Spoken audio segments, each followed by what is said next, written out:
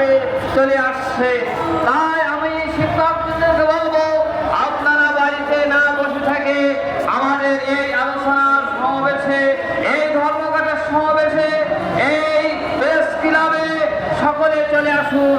আমাদের নেতাবৃন্দরা যে পরামর্শ দিচ্ছেন, এদিকে গাইড দিচ্ছেন, যে কথা বলতে চাচ্ছেন, এটা অবশ্যই বাস্তবায়িত হবে।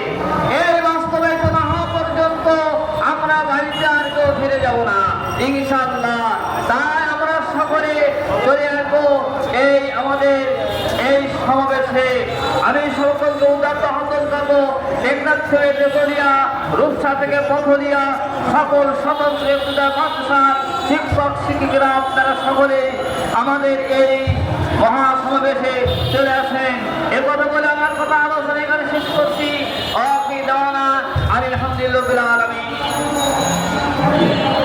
সংগ্রামী সাথী ও বন্ধুগণ, এখন আপনাদের সম্মুখে কথা বলবেন মৌলানা মোহাম্মদ নাসিরউদ্দিন যশোর।